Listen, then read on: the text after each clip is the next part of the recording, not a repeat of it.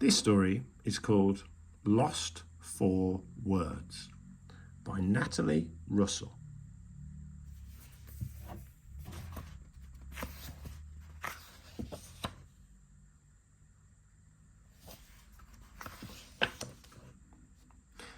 Tapir had some pencils and a nice new notebook, but he didn't know what to write. He started at the clean page and tried to think of something, anything, but nothing popped into his head. It felt empty, just like his page.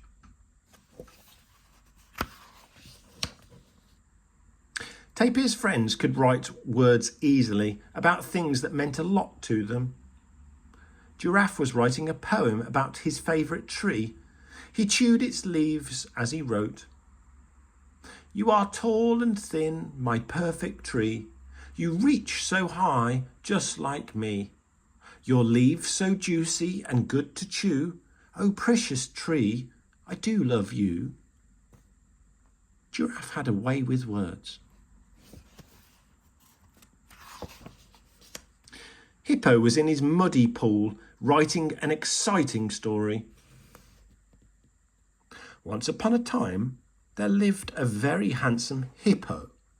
One day, while dozing in the pool, he heard a bird cry for help. What a disaster! She was stuck in the mud. The very handsome hippo swam bravely to rescue her. My hero, chirped Bird. Thank goodness the handsome hippo was an excellent swimmer. The end. He always knew how to begin a story and how it would end. Hippo was very clever.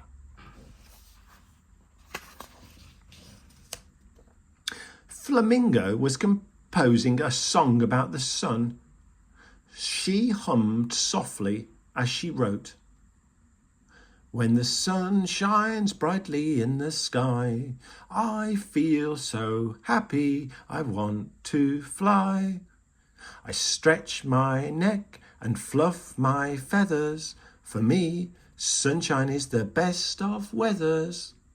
But when the clouds come and then the rain, my long, long legs become cold again. Her song was so perfect, it brought a tear to Tapir's eye. So does Daddy singing. I must be doing something wrong, thought Tapir. So he tried humming and wallowing. He even chewed on some juicy leaves. But no words came, and the harder he tried, the crosser he felt. It's not fair, said Tapir. Don't worry, said his friends. You'll think of something. But Tapir wasn't so sure, and he walked away. Far away to a quiet place on top of the hill. And there, Tapir looked out at the beautiful view and began to think. Then very carefully, he opened his notebook and unpacked his pencils. And without a word, he drew the sun, big and round, right at the top of his page, a bright sun, especially for Flamingo. Under the sun, Tapir drew the river, long and winding, down to the pool where Hippo liked to play. He added plenty of mud to keep Hippo happy. Next to Hippo's pool, he drew a tall tree. Tapir covered it in fresh green leaves because he knew Giraffe would like it that way. When Tapir had finished, he looked proudly at what he'd drawn, but there was something missing. 3 friends so important that they needed a page all of their own. Hippo, Flamingo and Giraffe. Tapir rushed back to show his friends what he'd drawn. How wonderful you are, said Giraffe. You draw so well, said Hippo.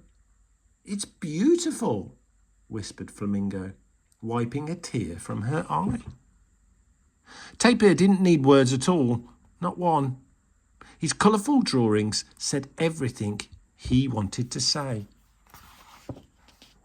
And they said it perfectly. The end.